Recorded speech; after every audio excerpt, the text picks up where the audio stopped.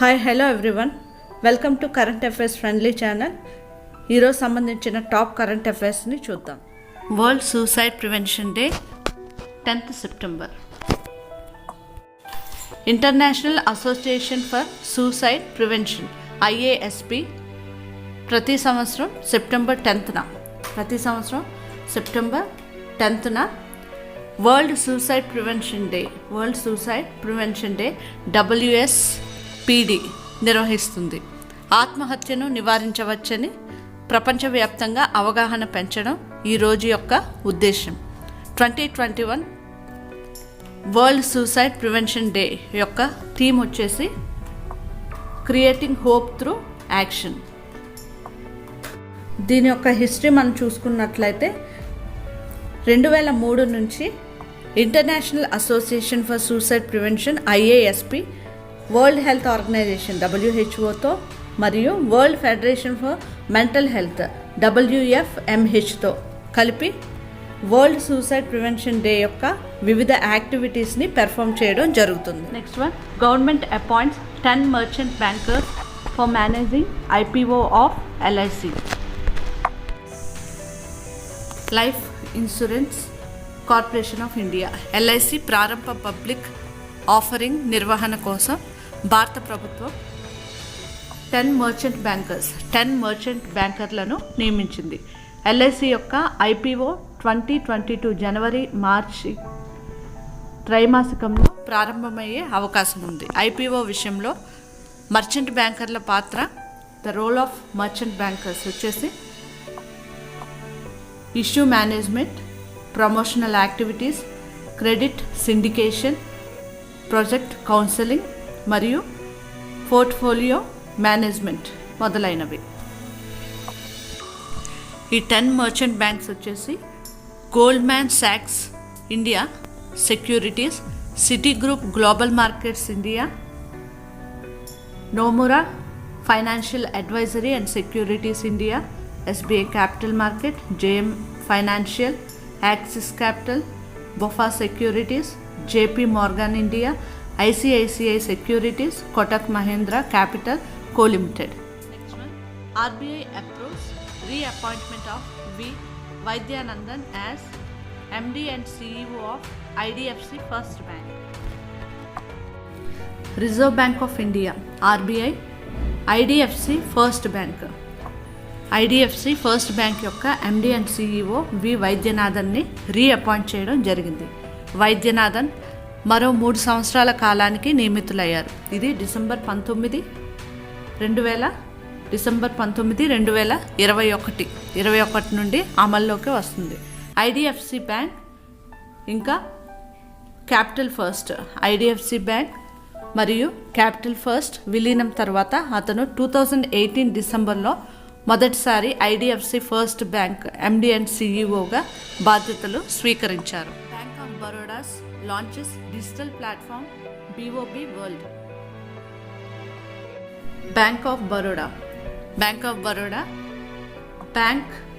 Baroda world Bob world పేరుతో digital banking ప్లాట్ఫామ్ను ప్రారంభిస్తున్నట్లు ప్రకటించింది. అన్ని బ్యాంకింగ్ సేవలను ఒకే రూఫ్ మీద అందించడమే ప్లాట్ఫామ్ యొక్క లక్ష్యం. ప్లాట్ఫామ్ యొక్క పైలట్ టెస్ట్ ఆగస్టు 23, 2021 ప్రారంభమైంది.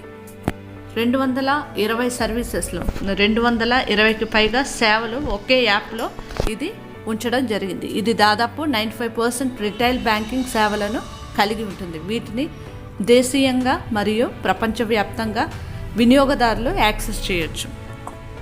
ఈ యాప్ గురించి మనం చూసుకున్నట్లయితే bob World save, invest, borrow మరియు షాప్ అనే 4 కీలక స్తంభాల కింద దశల వారీగా విస్తరించేందుకు బ్యాంకింగ్ ఉత్పత్తులు మరియు సేవల విస్తృత శ్రేణిని అందిస్తుంది. ఇది కస్టమర్లకు ఒకే రూఫ్పై బ్యాంకింగ్ మరియు అంతకు మించి సంపూర్ణమైన మరియు బహుమతిగా ఉండే అనుభవాన్ని అందించడానికి ఈ కామర్స్ని అనుసంధానం చేసింది. Next one, India's first high ash coal gasification based methanol production plant inaugurated. భారతదేశంలో మొదటిసారిగా దేశీయంగా రూపొందించిన high ash coal gasification based methanol production plant Bharat Heavy Electricals Limited BHEL వద్ద హైదరాబాద్లో దీన్ని లాంచ్ చేయడం, ఇనాగ్రేట్ చేయడం జరిగింది. నీతి ఆయోగ్, PMO ఇండియా మరియు మినిస్ట్రీ ఆఫ్ కోల్ యొక్క ఇనిషియేటివ్తో ఈ ప్రాజెక్టుకు సైన్స్ అండ్ టెక్నాలజీ శాఖ ₹10 crore గ్రాంట్ చేయడం జరిగింది. ఈ ప్లాంట్ గురించి మనం చూసుకున్నట్లయితే 1.2 TPD ఫ్లూయిడైజ్డ్ బెడ్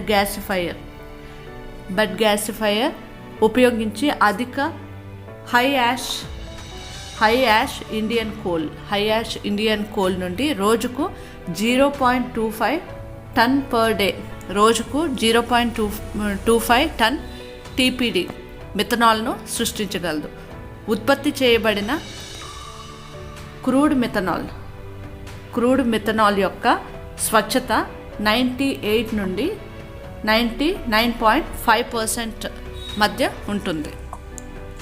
మిథనాల్ గురించి చూసుకున్నట్లయితే మిథనాల్ మోటార్ ఇంధనంగా షిప్ ఇంజన్లకు శక్తినివ్వడానికి మరియు ప్రపంచవ్యాప్తంగా స్వచ్ఛమైన శక్తిని ఉత్పత్తి చేయడానికి ఉపయోగించబడుతుంది.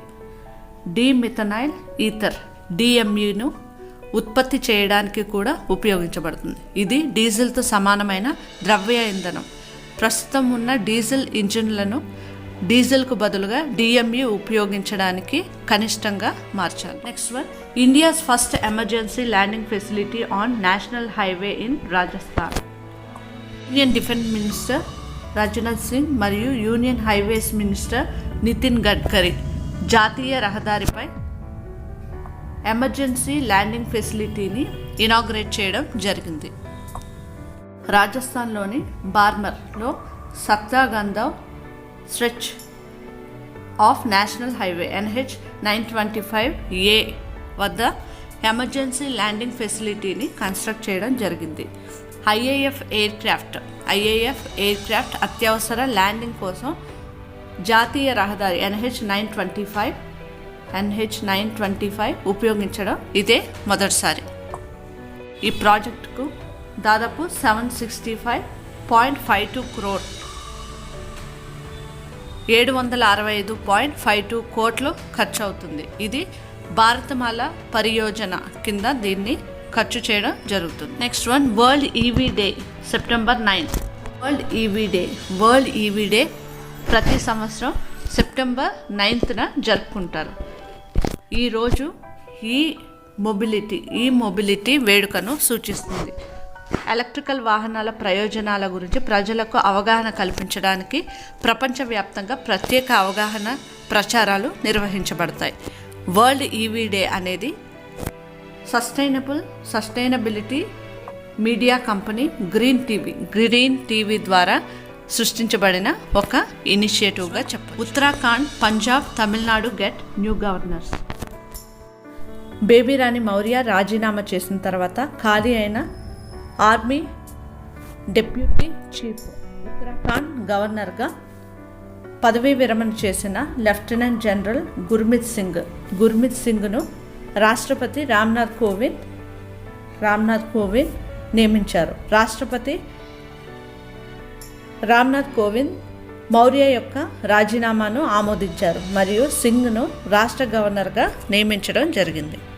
గవర్నర్స్ షఫ్లింగ్ చూసినట్లయితే ప్రస్తుతం తమిళనాడు గవర్నర్గా ఉన్న బన్వరిలాల్ పురోహిత్ని రాష్ట్రపతి పంజాబ్ గవర్నర్గా నియమించారు. ప్రస్తుతం నాగాలాండ్ గవర్నర్గా ఉన్న ఆర్ఎన్ రవి తమిళనాడు గవర్నర్గా నియమితులయ్యారు. Assam governor professor Jagdish Mukhi Nagaland governor విధులను క్రమబద్ధమైన ఏర్పాట్లు చేసే వరకు తన సొంత విధులను నిర్వర్తించడానికి నియమించబడ్డారు. రాష్ట్రపతి కార్యాలయం అధికారిక ప్రకటనలో కొత్త నియామకాలు వారు తమ కార్యాలయాల బాధ్యతలు స్వీకరించిన తేదీల నుండి అమల్లోకి వస్తాయని పేర్కొన్నారు.